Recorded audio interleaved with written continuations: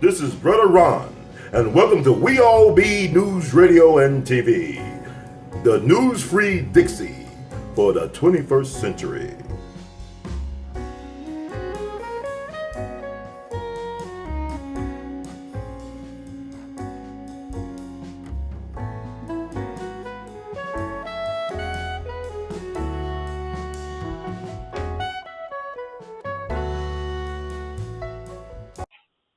I mean, this is like a weird period to be alive in terms of like there's a lack of vision at the national and local levels in terms of political leadership.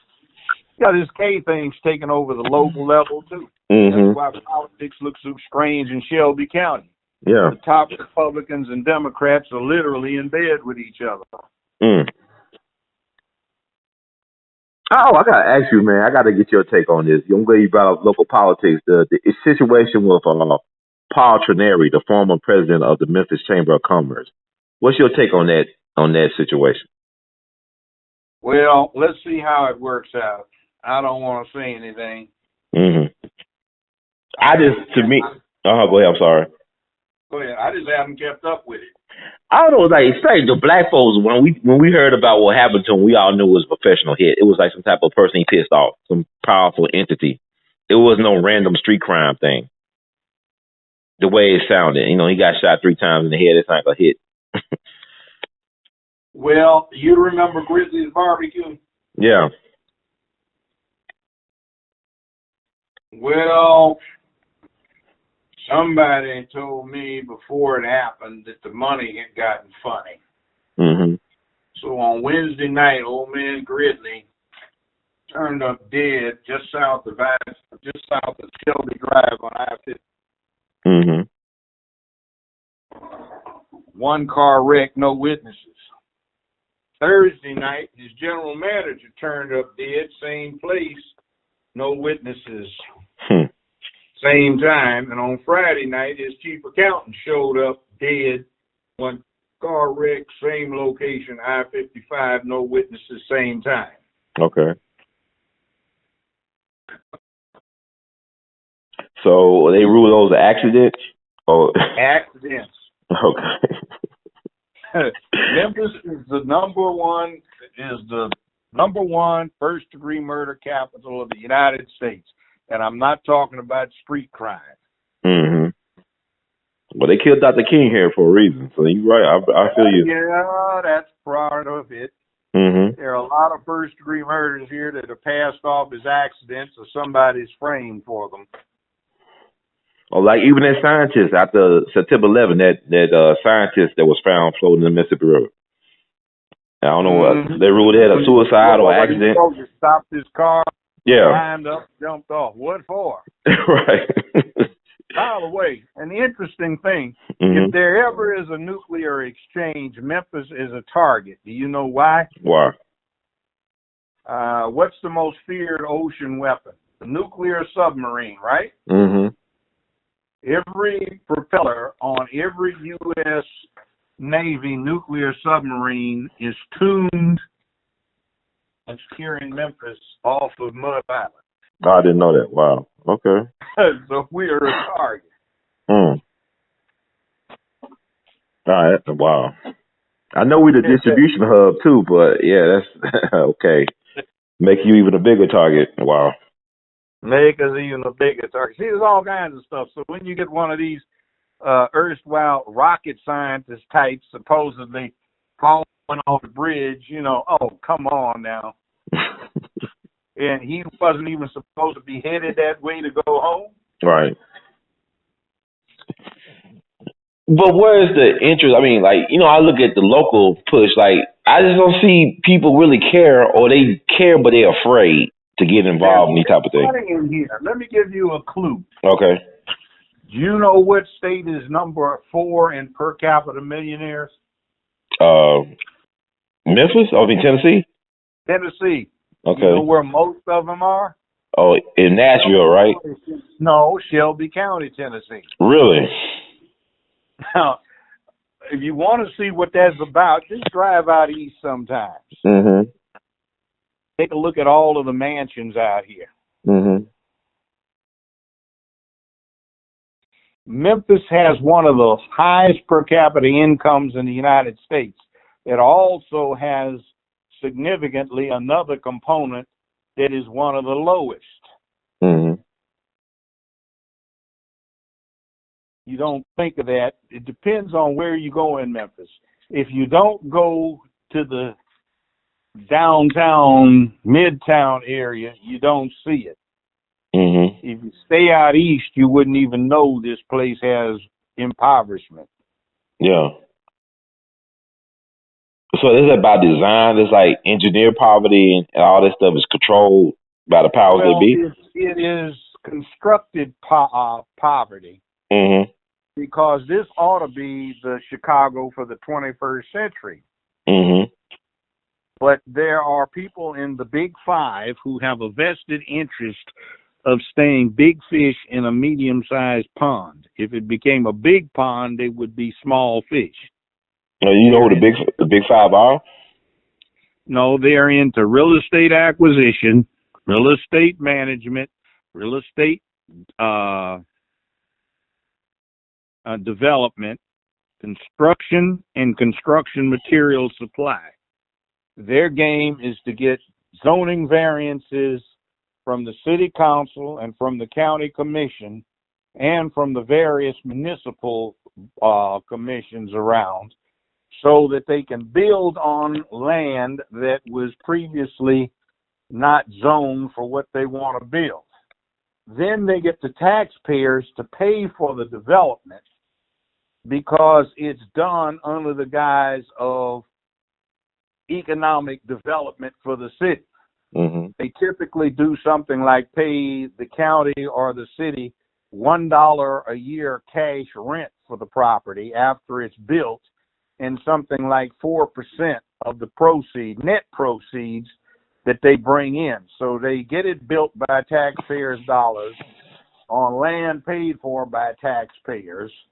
They get to operate it and keep all of the profits but 4%. But Wow. that does not include black businessmen. We've never gotten a deal like that. What's the problem? Why we can't get that deal? I'm curious. Because the city council and the county commission, for the most part, are corrupt. Mm. They used to have all of these crackdowns on adult entertainment. When Mm-hmm. they did that, you could pretty much guarantee that what else was going on was behind the scenes zoning variances. They just pulled one out over here where I live. It's an upscale community, but they put in a middle school on a 2-lane street with a huge traffic flow, which is a disaster. Mm-hmm. And there's no need for the school because there are only 4 people in the immediate area that go to middle school. They get bussed out of here. So what are they building the school for? Well, they got a zoning variance to put in many multiple units of low and moderate income housing. So they want this school to be a draw so they can fill them. Everybody's upset, and we found out that very large cash contributions had been made to the campaign committees of certain aldermen out here. Mm-hmm. So they betrayed their voters, their constituents. Yeah. For the bag. Okay. So you got to vote them out, right? Well, the election hasn't come up yet. Well, I'm sure they're going to vote them out. I mean, the people that are upset, they're going to get them out of there, right? Oh, they're very upset over here. Mm-hmm. So the other thing is you've got all these upscale houses, so they don't put fences around these schools or in this area. So you've got all of these schools that, butt up against people's very large backyards where the kids can just walk in and out of the backyards. Yeah, that's not cool. I'm not being elitist, but, sometimes you say, I've had enough burglaries. I don't want to be over there. I tried to be there for years to be influential in the community, but I'm tired of this. Enough is enough. Mm-hmm. But they let you know that the real projects and ghettos is in a person's mindset. I mean, you got to reprogram the person's mind before you move them right somewhere. down the way. See, it's other things too. Mm-hmm. Like a few years ago, this place had great receptivity for, getting online. Mm-hmm. Wi-Fi was great. Mm-hmm. They had a fiber optic system, but they added a whole bunch of apartments not far away, which has driven up the crime rate. Oh, that's And interesting. Wow. it's overloaded the system, so now everything is slow as the devil. Mm. And they want to dump 800 more units in on this already overstressed system. And then they came up with this cockamamie idea about these super meters that rely upon cell phone technology through AT&T, and they broadcast your usage several times a minute all day long and all night, which gluts everything else to no end. And I had to put a stop to them. No, I don't want one of those. So they came by anyway. No, I don't want one of those. They came by again. Look, get out of here. Mm-hmm. It's taking jobs away from people, and I don't want one because I don't want to pay for the meter if it breaks. And I don't like the idea. Mm. And talking about rip-off, check your utility bill. Yeah. We discovered over here, we have all been paying $12 a month for, in my case, 18 years for street lighting. There is not a street light in evidence over here. Not one. Mm. So just whose street lighting are we paying for? I mean, this is really about a racket, man. It's a cartel. Why are people so afraid of MLGW? I don't know, and you can't find anybody to talk to nowadays. There are no offices open unless you go downtown, and then they run you through a rat race trying to see a live human down there instead of press 1, press 2 if, press 3 if, get to 9. If none of these matches your selection, press 0 to go directly back to the menu again. Like, what the hell? What about the offices on Lamar? You ever been there? Well, I don't know. Same thing. How you get in there?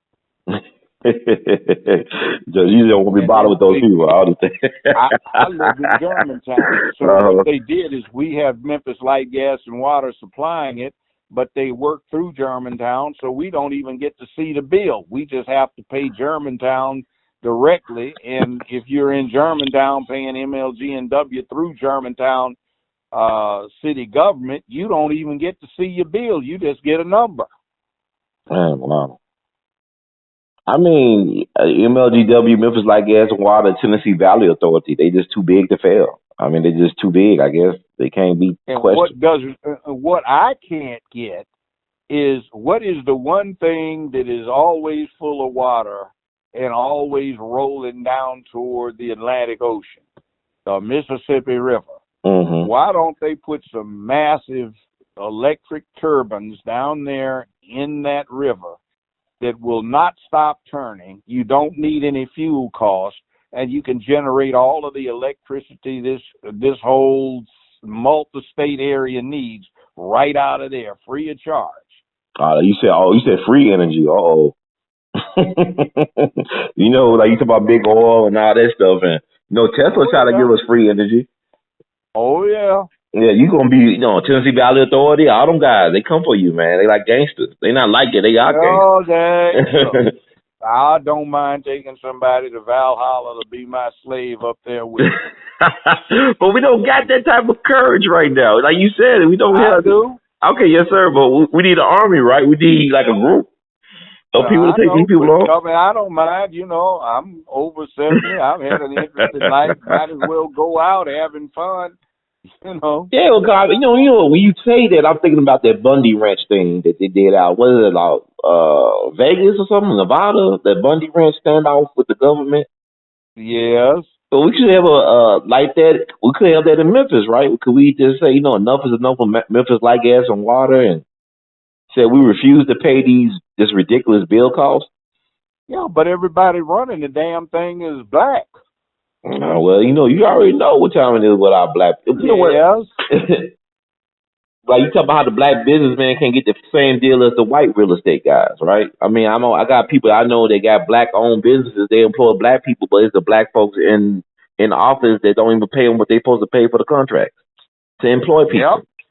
So I mean, what do? Do you vote them out of office? Dangerous. Yeah. It's dangerous. For example, I represented a guy before I became a judge about 30. It's more than 30 years ago. He was the biggest black real estate dealer in Tennessee, and he was legitimate. Mm-hmm. So they decided to get rid of him. Okay. And what they did is they came up with a shyster who claimed he only had a second-grade education, but actually had a master's of business administration degree. Mm-hmm. And they had him set the guy up. He supposedly claimed that this guy told him to take out a loan to get an HUD financing situation set up. Well, you can't take out a loan. You have to have the money yourself. So they set up and they dismissed all the white people, and they got the black ones, with the only one out of all of the multiple white folk they indicted on this thing. They just got the brother to go to trial. Mm-hmm. We had to try it 3 times and got partial not guilty verdicts, and I wound up walking him, but it destroyed him. The bad part about it is we didn't find out this guy had an MBA until after the first trial. Mm-hmm. And then we couldn't even introduce that the guy went down and he took the money out of the teacher's credit union. How did he get it out of the teacher's credit union? Because this person who supposedly only had a second-grade education had a janitorial service that cleaned up multiple schools in the Memphis area. So he just went down and took the money out of his own account. Wow. And he was lying through his teeth about having to borrow it. He didn't. He just withdrew it. And then the other thing is we found out this guy had 149 houses he had bought. Oh. And he bought them on being the sole occupant. But what was going on is the houses all had a Section 8 tenant. So he bought them, collected all of the rents, made no mortgage payments. They didn't foreclose for 2, 3, 4 years. So he had them all registered to sham corporations. Wow. So he collected all of the Section 8 housing payments for 2, 3 years at a time on 140 some different houses. Mm-hmm. And put it in his pocket, didn't pay out one dime mortgage. The feds knew about this, but they went after my guy. Mm-hmm. Wow. Now, that was just crooked. Mm-hmm. Oh, and they waited till the last day before the statute of limitations ran. That's like some Thompson stuff right there. Okay, wow. Yeah. So it's like what you talked about last time we spoke about. It's not the rules to the game, it's the officiating. It's the officials not having integrity and not having character. So if you know that corrupt is the new normal, that's the normalcy now, how can you win? What's the point of fighting these things where everything is rigged? You can do the same thing. If somebody slipped an ace up his sleeve, what do? You slip one up yours too. But do that, like, what about integrity and character though? Well, I mean, see, there are ways of doing it with integrity and character. Like, for example, you got somebody pulling that thing off, so you figure out something about the jury pool they haven't figured out yet. Like, okay, they want conservative folk, so on and so on, to pull for that, but you get the conservative folk, but you get a certain kind that they don't recognize but what you do. Mm-hmm. But you recognize them, so you get them on your jury. They think they're pulling something off on you. You pull something off on them. You've got some people that don't go along with what they're saying, but the other side didn't realize it. Wow. Oh, it's like a first-degree murder trial I had. My client was one of the few that was able to testify. I set up the state. We had a racist judge who I bamboozled by pulling something off on him. He gets mad at me and tells me he's going to fix me by making me go to trial, which I wanted to do anyway.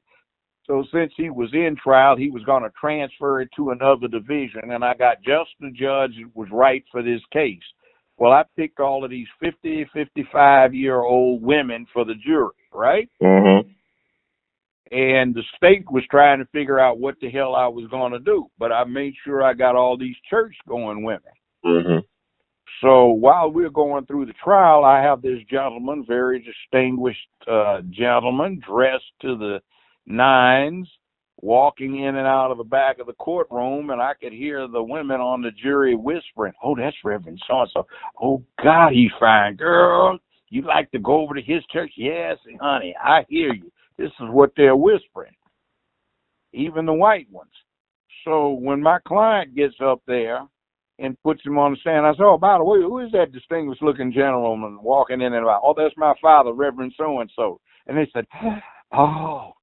So, see, right then they were screwed because these women were in love with that preacher. So they had one prostitute who was their witness trying to put it on my client. Now, she did on 6 other defendants who were to this day sitting on death row. Mm-hmm. My final argument to the jury was, ladies and gentlemen, I've gone through the details briefly. You saw that witness for the state with her fat thighs and a little short micro mini skirt trying to flash to you like you ladies are going to get excited about it, and you one or two gentlemen too. But you've heard my client, so the question comes down to this: who you going to believe, a hoe or the son of a preacher man? Defense rest. Wow. They stayed out half hour and walked him. Wow. So you wasn't holding contempt for saying the language you said. They didn't try to say No, objection or anything? it's not inappropriate. She was a hoe. I heard that. I mean, let's see, courtrooms are not like they have in the movies. I mean, they get real. Nowadays, they got some little pricks on the bench who never tried a case. You know, it might be a little strange in there because they looked at movies and they don't have any real world experience. But she was a hoe. Mm. Wow. Or I had a paternity case before they had these tests. And, you know, the plaintiff was a real weird chick. I was getting ready to ask her, "Ma'am, please, ma'am, isn't it true that you were in the 7th grade for 5 years?" I didn't get that out of my mouth. Excuse me. Mm-hmm. She said, "All right, I admitted I had sex with those 4 men you had out in the hallway." I looked at my client. He looked at me. "What for with it?" You know, all right, this is good. So, Wow. excuse me, I had to sneeze again. Another Mm-hmm. point I brought up. I said, "Now, ma'am, isn't it true that you had sex with 4 of these boys that afternoon?" She said, "That was a lie. It wasn't 4, it was 7. I know how many I can handle." Wow. Okay. So when we got to the final argument, I said, "Ladies and gentlemen, defense will be brief. When you lay down in a bed of thorns and roll over, it's awful hard to tell which one stuck you." Mm. Wow. The jury didn't even make it back to the jury box, to the jury room before they had a verdict. Mm. Because they said, "What's the matter? We got a verdict." "Well, have you got a foreman?" He said, "I'll be the foreman." Everybody said, "That's fine with me." The judge said, "Well, write it up." So he came right back, and we find the defendant not guilty. Wow. How long But ago? I'm sorry, Judge. go ahead, ask How me. long ago was that you had that case? You tried that case? That was like 1982 or 3, something like that. So let's speed up now to this day and age. We got people with short attention spans, poor educational background, choose to be illiterate society. Could you get that same type of justice? No, I don't think so. Okay, so we have a problem then. We have a problem. Okay, so how can we fix it? Big problems is too many of us have criminal convictions that excuse them automatically from jury duty. Okay. Although if you ask 75 prospective jurors, everyone in here who has, wait until I finish, ladies and gentlemen, a parent, grandparent, an aunt, uncle, niece, nephew, brother, sister, child, cousin, grandchild, next door neighbor, who has been arrested and prosecuted, hold your hand up. Everybody in the whole room puts their hands up. Wow. Now, you have gone through this, and you personally do not have any convictions. I'm not asking, the court is not asking about arrest, but no one in here has been convicted of any offense, or if they have, they went through a judicial diversion program and you were told that you need not admit that. Is that the case with everybody that remains? It was. Anybody that deviates from that, hold your hand up. Nobody holds their hands up. But everybody's had somebody they know that went to jail. Wow. So how do you not get depressed in a situation like this? Like, how do you still have some type of hope that things will get better? Well, it's not a matter of getting depressed or anything like that. I'm not that delicate. You know, I think by the time I was 12, 13 years old, I'd seen at least a good dozen people killed from no further away than across the street. Wow. So, no big deal. I've seen people gunned down standing right next to me. I saw Mervyn Dimely, who represented a certain district in South Central L.A., which was not called that at the time. There was a big blowout we had in 1969 when students at 4 or 5 predominantly black high schools walked off complaining that they were getting a deficient education, and there was a big thing going on. So being part of the BS down there, we ran into Mervyn Dimely, who represented the area and who 3 years later became lieutenant. You said lieutenant governor? Yeah, he became lieutenant governor in 3 years. Okay. But we're down there on Broadway, down in the hood, and he walks up with his ID and introduces himself to this LAPD captain and said, "Captain, my name is Mervyn Dimely. I'm the state senator from this district. I represent them." And the captain said, "Fine, Representative Senator Dimely, I'd like you to meet Lieutenant so-and-so and Sergeant such and such." He nodded at the sergeant, said, "Sergeant, if you would please." Sergeant took a nightstick and whacked Dimely across the head and beat him to the ground, and then kicked him 2 or 3 times. I said, all hell is going down now. And I was standing 5 feet away from him. Wow. Little tussle ensued, but it was what it was. But even here as a state, wow, okay. And then they did a thing. They hung out at the bus stop, so people were coming home from work, getting off from the bus, so LAPD would jump them as soon as they got off the bus, beat them unconscious, and there was a group of people laying unconscious on the sidewalk at the bus stop. They chased everybody into these buildings and homes, and they'd walk in 4 or 5 of them at a time and say, him, no, him, no. I like that one over there. And they'd grab him, take him, and yank him outside in the front of the plate glass window to the store. They'd beat him unconscious. Wow. They had a new tactic for LAPD. Anybody that wanted to come into the area, like if you were trying to get home, that's fine. You just couldn't get out once you got in.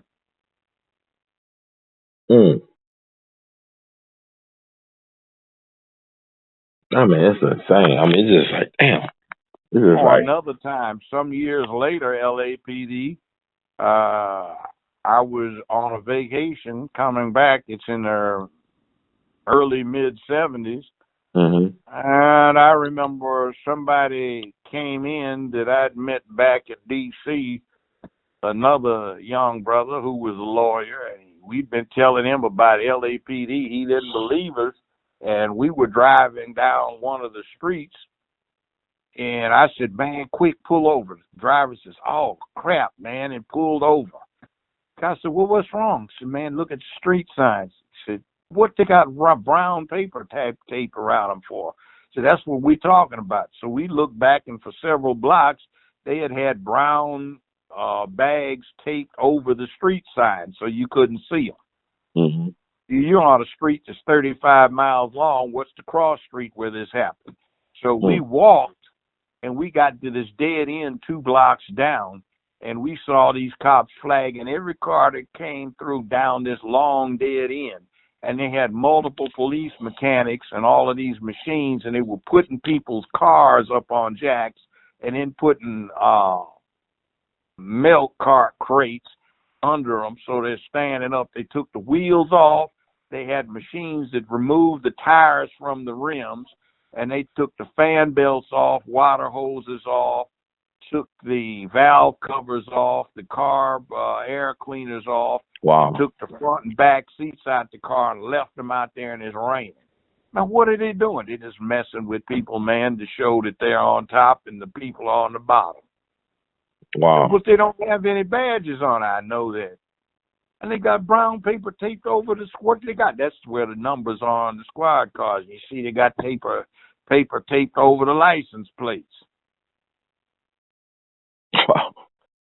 See, that's where a place can be where you want to talk about is wrong.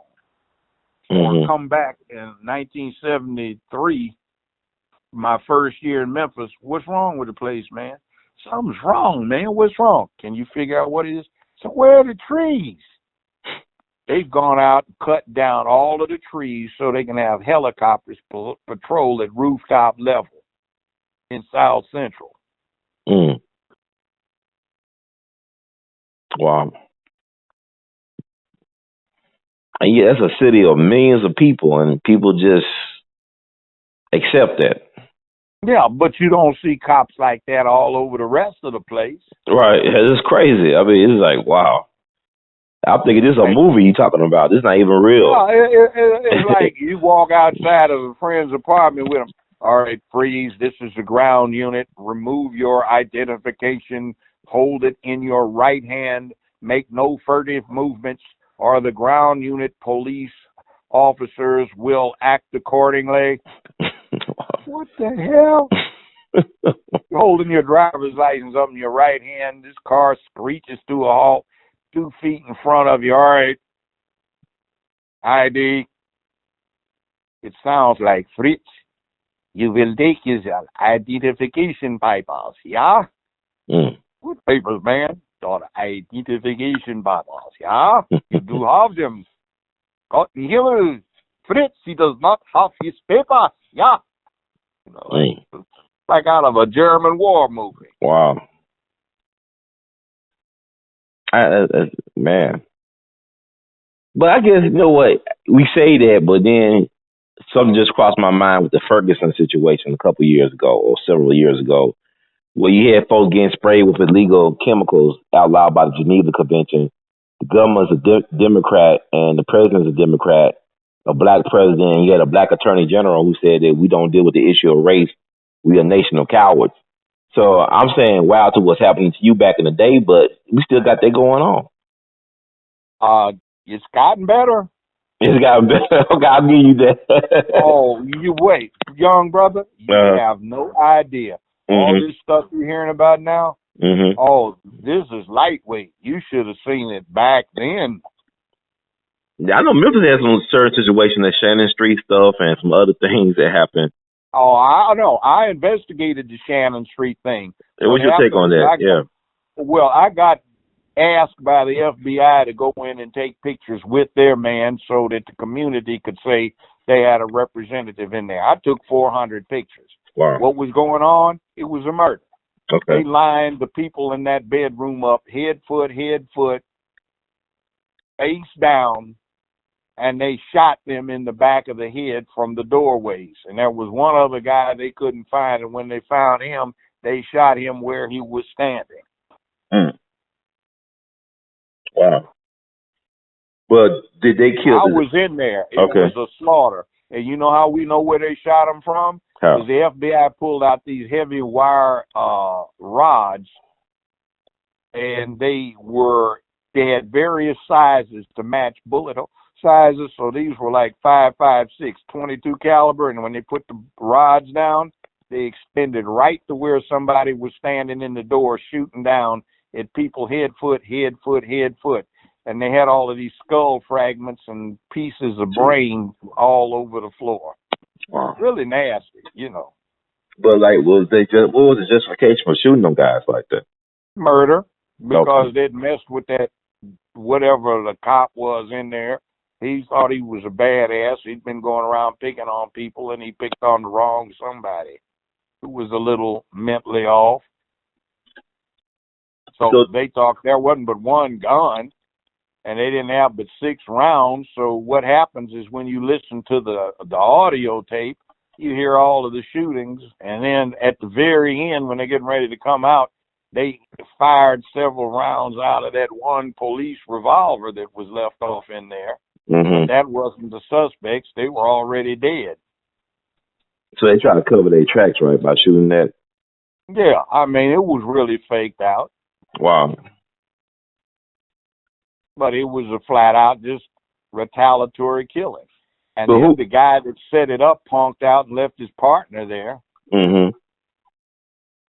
You talking the cop that set it up or the other people that were on the other side? Well, the cops set it up. Randy Wade was there. He was trying to, you know, they'd gotten a hold of somebody that could talk to him, but Hester, but MPD wasn't interested. Well, we got somebody in there that can talk to him. He's talking to the person from the phone next door. Well, hang up. No. Well, why you want to hang up? They had the sheriff's department communications and hostage negotiation specialist Carmen Johnson there. They wouldn't let her get involved. So they already knew what they were going to do. They were going to do a slaughter, a massacre. Yeah. See, that's when Memphis was still a minority black population. Okay.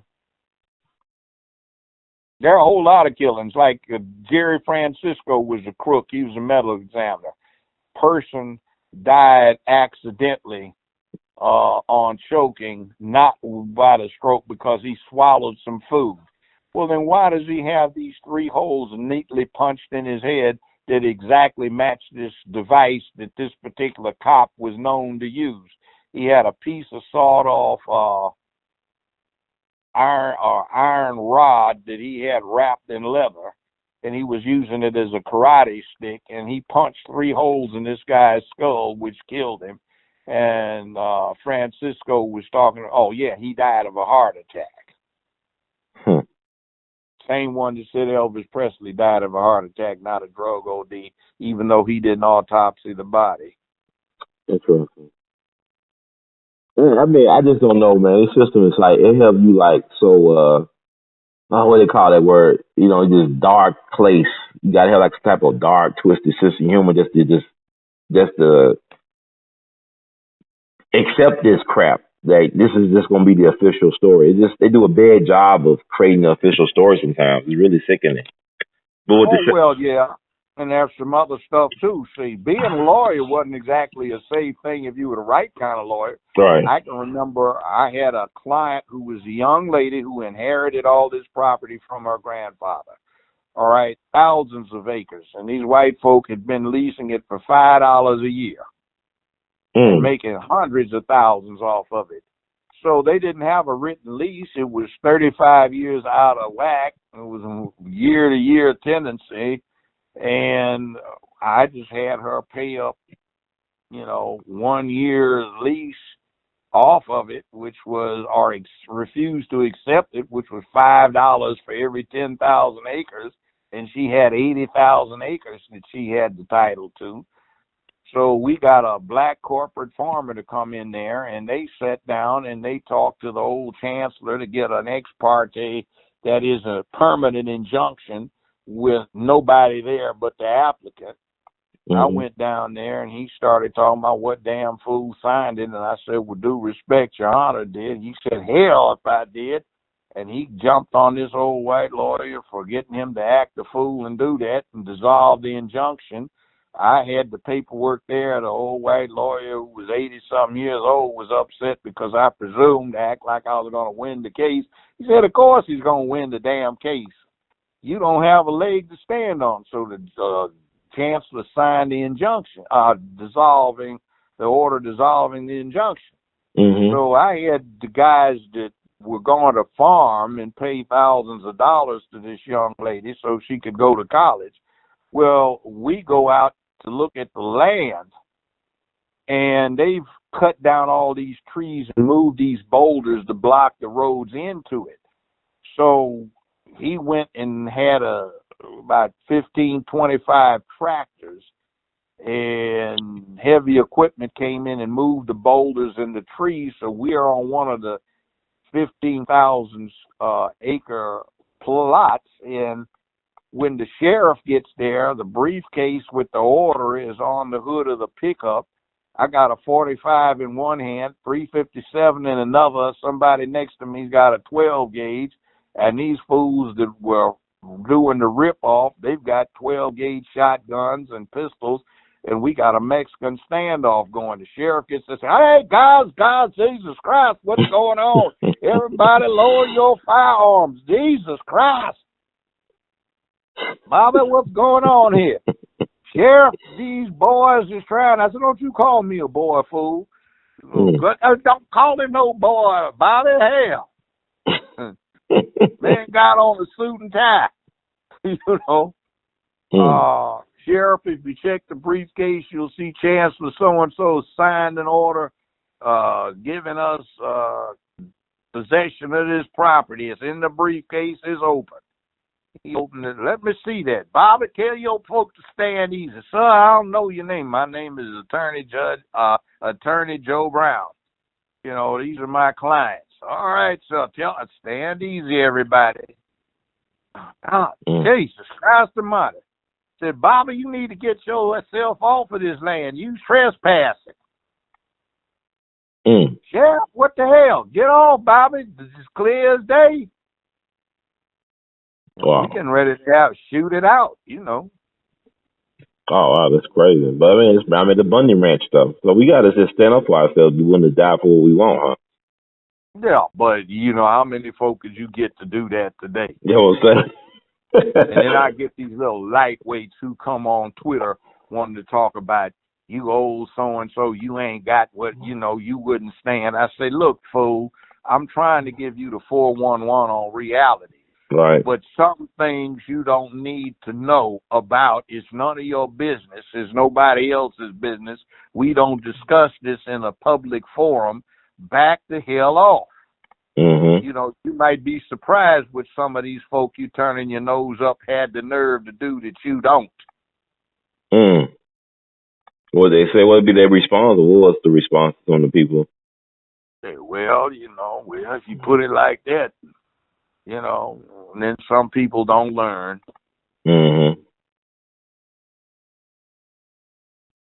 So, this is crazy. So nobody was held accountable for Shannon Street, right? Nobody really lost their jobs or anything came up there. Flat out murder. Wow. I'm there with the FBI agents, and there was a black photographer. He said, "This does not look good." I said, "Yeah, it looks like murder." He said, "It certainly looks like they had them lined up head, foot, and they shot them while they were laying down from these doorways, and there were people at that door and this door, and they both shot in down at these angles." Now, who killed the police officer? Did they kill him, or the police killed their own kind? They killed him by accident. Who, the police did? Yeah. Of course. I mean, like, it sounds like, you know, they say that the police did the same Valentine's Day massacre up in Chicago. I could believe that, actually. And they put it on Capone. They allegedly, Capone had some dressed up like police. But you don't think there was actual police from Chicago that actually did it, though? May have been, but I mean, look what they did in Shannon Street. Why not? If they could do that to the people down in Shannon Street, I mean, get away with it? Well, nobody held accountable? What was happening was these were rogues. See, in other words, they had, killing your first person comes hard. Okay. The next one comes easier. For some people, what comes after that comes too easy. Oh, okay. So they had too many people on their SWAT team or special assignment squad who had killed people under questionable circumstances, multiple people, and had gotten to liking it. Okay, well, He had an old man around. Now, look, let me tell you a story. Okay. I'm running the public defender's office. I'm the head public defender, right? Mm-hmm. And they had night court back in the 70s. So there's a flu epidemic going around, so a lot of my people are all sick. So I decided to fill in for night court. Mm-hmm. So there's this old brother in there. He's 80-some years old, and they've got him in custody. So I noted that the arresting officer was going to be down there on a traffic matter that evening. So I asked the judge if I could advance the guy's case to that evening's docket. He gave me the okay, so I went up and got the file jacket from the clerk's office. I come back down, and I briefly interviewed him, and it was no real case. It was some mess. He had an attitude, apparently, that the cops didn't like. So I'm getting ready to go address the judge when the back door of the courtroom is kicked open. This old white man walks in with his .357 in the air, talking about who the hell put his hands on my Negro. The police don't go for their guns. All these cops in there dive under the benches. What? These are white and black cops. There was one black cop in there, but most of them were white, and I'm going, damn, who is this unmasked marvel? He walked over and he grabbed the jacket out of my hand. He said, let me see that there. I see my man's name on it.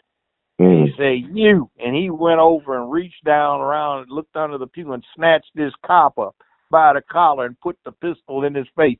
He said, you.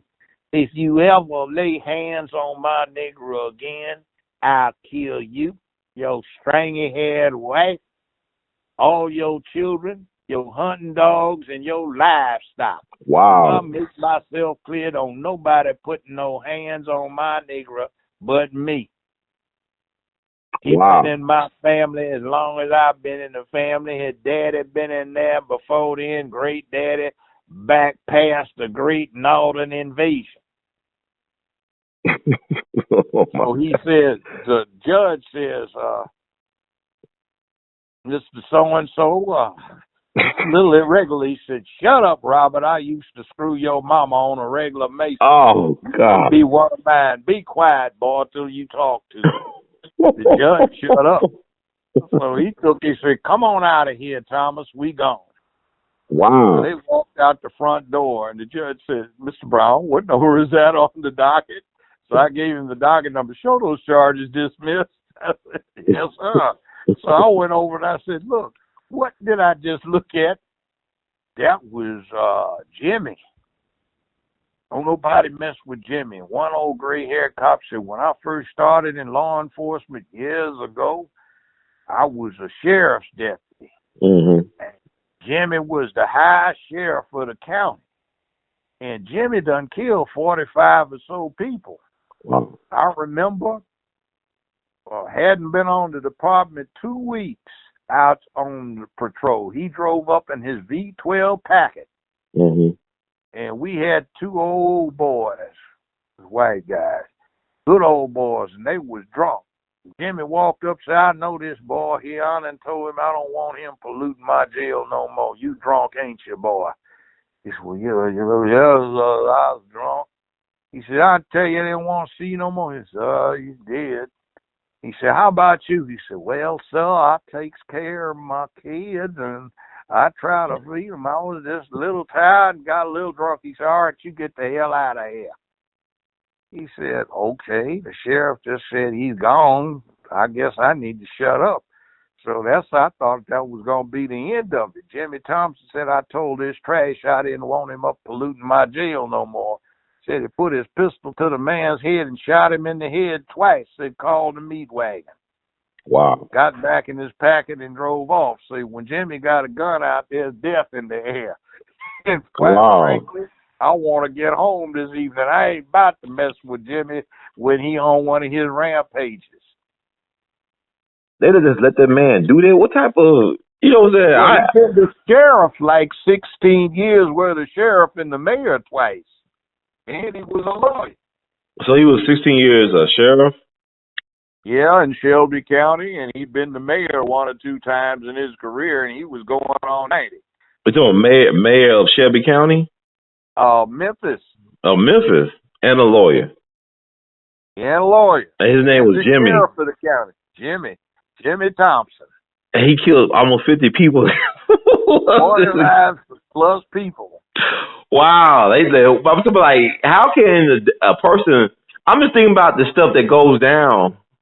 Could he do that today? Back in 1970. Right. That's just 40-something years ago. This is like 75, right? Yeah. Okay. That's not that long ago. If you go back from 75, 20 years, that's 1955. Go back 30, that's 1945. And he's in his 90s. Go back to 1930, 35. What do you think they were doing back then? Oh, yeah. I'm just saying, like, for them to all be afraid of him still, like, you know, like he's above the law, like he's bigger than the law because he killed people. You know, why nobody try to kill him? You know what I'm saying? Why nobody didn't try to kill him? Like even one of his fellow police officers. No, see, killing somebody is a step. Okay. If you kill 45 people, you ain't thinking about it. It's like I'm wondering about, can I get away with it, or right. You know, this is an officer, me, you know, like, hey, what's gonna happen if I pull the trigger? This dude, bam, he ain't even thought about it. Wow. I don't know what type of people produce a person like that. I mean, Well, it's like, I imagine it's like getting nookie. When you were a kid, the first time you got some, you were all nervous and fumbling. Now it's just like, yeah, well, this is the way it works, you know. Right. Wow. Man, I got to research this guy. This guy, wow. Jimmy Thompson. I've been saying, like, they got away with killing Dr. King in this city, but I guess, you know, if Dr. King was his Negro, he probably would have got low with somebody. I don't know. It's kind of fascinating, I know this. Wasn't a cop up in there stirring. They were all hiding under the pews and behind the walls, you know, like, hell, they ain't coming out on this. But I'm saying, this is what I'm saying, it's weird, though. They are bigger. It's like one guy versus these police. You can't do that today and get away with it, can you? I don't know. I don't know anybody that's killed that many people. I mean, you got black dudes having cell phones getting shot up about 20 or 30 times. They go in my backyard. I don't know what to make of this. Yeah, I know, but the bottom line is, it's like that first bullet, you know, is that first bullet, and nobody was wearing Kevlar back then. Yeah. I was saying, I mean, you got self-preservation. It's like, see, that reminds me of what them cops did at Parkland, at that high school, where they didn't want to go in and confront the guy. Yeah. So what is that about? So the cops are cowards? Like one of them said, I want to go see my wife tonight. I ain't got nothing against Jimmy Thompson. You know, hell. Wow. That is crazy, man. Man, so do you ever have any more encounters with this guy? Because you was the prosecutor, right, the DA? No, he'd come in every now and then, you know, trying to get something done. I helped him out, you know. Oh, so you were cool with him. You had no problem. I was cool with him. I didn't have any problems. I just hadn't met him before, you know. Wow, that's amazing, man. He's a colorful character. I'm surprised. That's some Hollywood stuff. Don't nobody put their hands on my niggers and my hunting animals but me. Wow. That's amazing. Memphis is an interesting place. I don't know. Oh man, that's crazy, Judge. You gotta write a book or something. You gotta do a movie about this stuff. I mean, your life is amazing. Well, I'm doing a book, but I mean, you know, see, when I tell people some stuff, you know, like I'm putting some stuff in it that I can't tell them. Right. You know. Wow. Like, okay. You know, it's like crazy. It's like one time out in Long Beach, this has been 50 years ago, we had a meeting with some students out there. So me and two other guys, we're sitting in a bar. Mm-hmm. So everybody was armed. I had my 45 with me, and they had their hardware, you know. I think one dude had an Astra 400 or something like that, and another one had a Browning high power. Mm-hmm. And we sitting up in this bar, you know, drinking beer, and these two guys walk in with French coats on, and said, I can't remember the name, said, is Earl here? Oh, Earl ain't here. Well, don't nobody move out of here. The drink's on us, and they put a couple of $100 bills up on the counter. They had gloves on. So we're looking. About 30 minutes later, two guys walked in, and when they got in, one of them say, you Earl? Say, yeah, man, I'm Earl. What you want, man? Say, well, who's your friend? Robert. Well, Robert, you step on away from Earl. Well, this is my man. Well, all right, we'll take him too.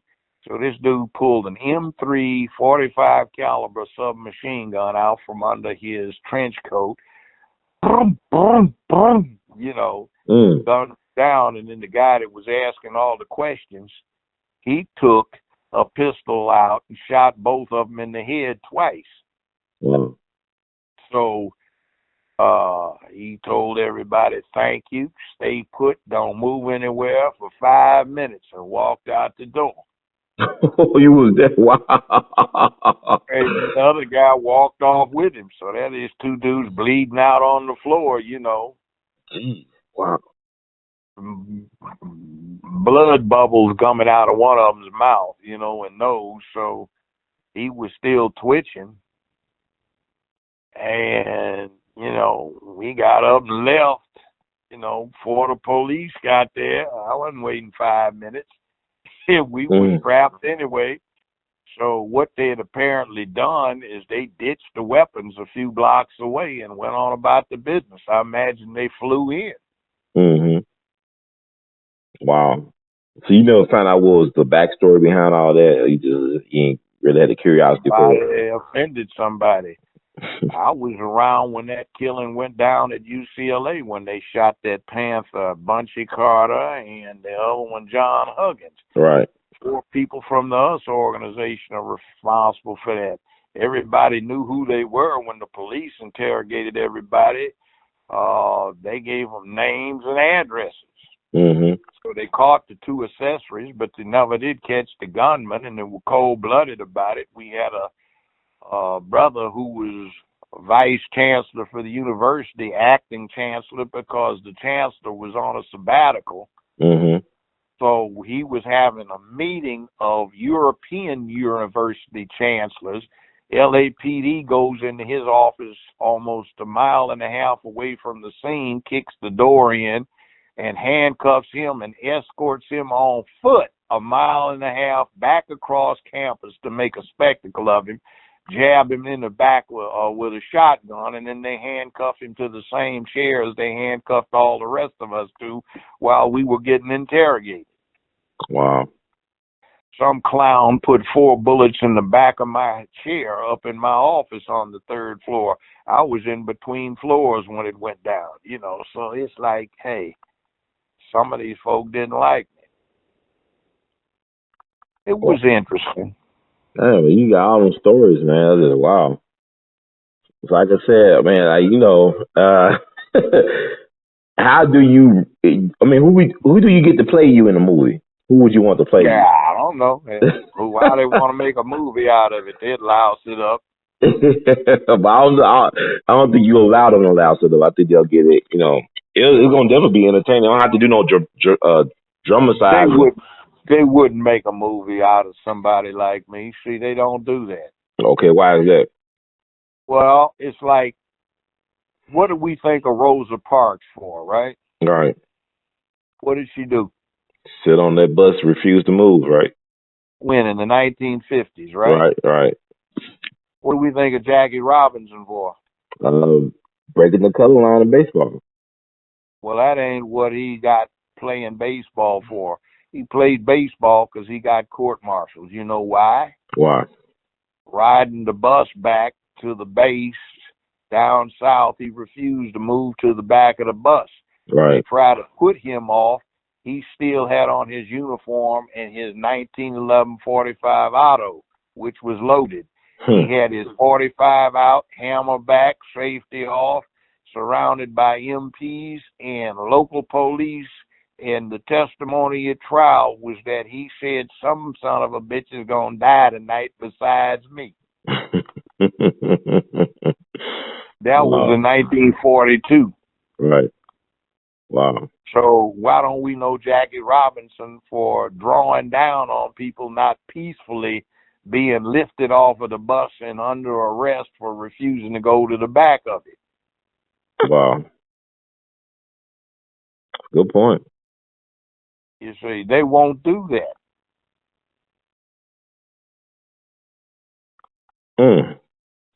So I guess, but what about us? We got all these, tools at our disposal. This technology. And by the way, you know who wrote the story up?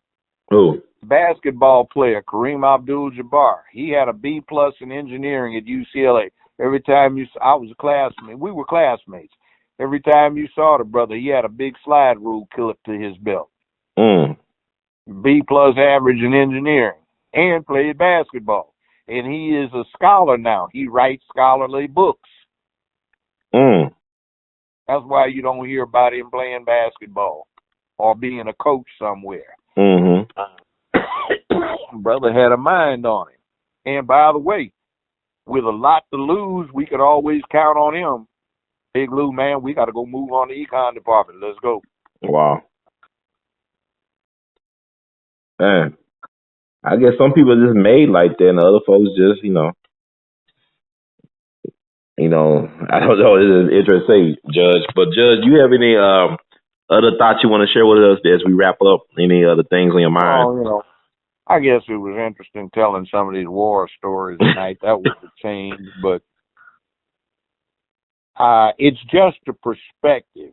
So when you start talking about stuff being rough, it wasn't as bad for my generation as it was for the one before. And it's certainly not as bad for the generation now as it was for us. We made some mistakes, but just remember, there are people that came before you, and we offer shoulders to stand on so you can move on up. We can't come with you, but you can move on. Just don't lose courage. Be brave and stay focused and pay attention to what's going on rather than acting like a space cadet and depending upon this poisonous media. If you can find it, get a copy of Mao Zedong's Red Book. Okay. The quotations of Chairman Mao. Anything and everything you need to get stuff together is in that book. Read it. Okay. You may find it sometimes in a used bookstore, or every now and then you can get a reprint. Okay, Chairman Mao's Red Book. I definitely going to be, getting copies after listening to this show. So I want to thank you, Judge, once again. We can find you on Twitter, right, at Judge Joe Brown TV. Yeah, that's me. All right. And, you don't got the blue check, but you always engage and interact with the people. So they really enjoy that. And they also enjoyed the shows we did together, especially like that Bill Cosby thing, really struck a chord with people. Getting them to think a different way about what's going on with us as a people and with that case in particular.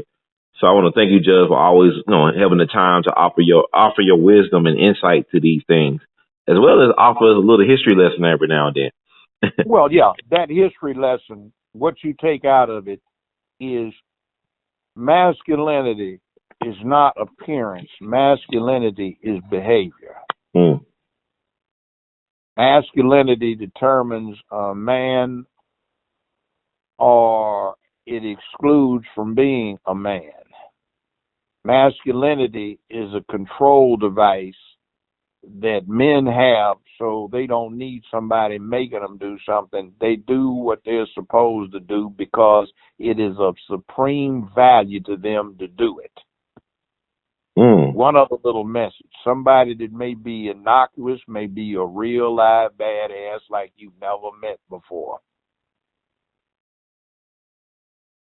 And here's this white boy. A lot of people would sit there and want to slap him around, but I don't know too many people who have killed 40-some folk themselves. Yeah, it's, man, I don't know if you have a soul after that. I don't know.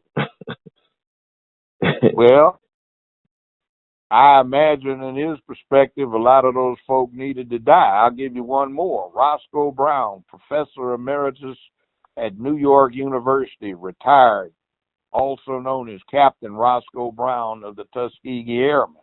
Mm-hmm. When the Luftwaffe records became available after 1990, when the wall came down, they were in East Germany.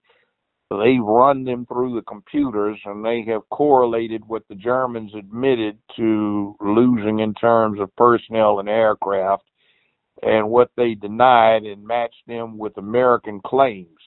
So everybody got knocked down except one group, the 332nd Airmen. That's from Tuskegee. That's the Tuskegee Airmen, Mm-hmm. the Red Tails.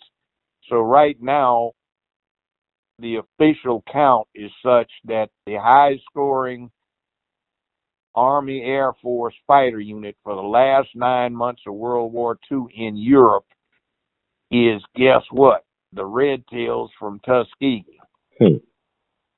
Roscoe Brown is now ranked as the number 2 high-scoring ace and the Army Air Force in World War II in Europe. And I introduced him to a bunch of hard-head brothers up in Harlem who thought they were bad. And I said, there's somebody in this room that's killed 25 or so folk officially. And they were trying to figure out who it was. And nobody focused on this old and unassuming man who was still spry in his late 80s and ran the New York Marathon. He was a slight guy, but he had a good sense of humor, and he was very wise. And then I started talking about, let's put it this way. He did this 4.5 hours from home, one direction. It was at 30,000 feet. It was 50 to 70 below zero outside his office. He did it with 50 caliber machine guns, and guess what? He shot down 2 jet planes and a propeller driven fighter plane. Oh, you talking about a fighter pilot? So when I introduced him, all these brothers were stunned because he had on a Brooks Brothers suit. Mm-hmm. He was fine down. His shoes were polished, and they're out there trying to look like thugs. So the idea is like, you know, you stone cold killer, you a OG, you know, so like you're supposed to look like a OG. But here's the baddest dude, certified for being bad, and he looks like an anathema to them, you know, like what's with the suit and tie, but this dude is bad, you know, like, man, dude done kill all them folk. Like, you know, it scared him. Like, man, you know, I made the point. You go pick him, he take your life, won't think about it. And it'll be his word over yours. And that's right. Who do you think they're going to take? Decorated war veteran, professor emeritus, who's got on a suit and tie, and you running around looking like you ought to be pushing a grocery cart with lawn bags in it? That just sounds wow. But in other words, see, you never can tell. So it's all about character, not appearance. And when you come to appearance, look like everybody else does who does this. They've got on a suit and tie or a sport coat. They're sharp. They're not running around looking hooded and all this other stuff. And why should you do that?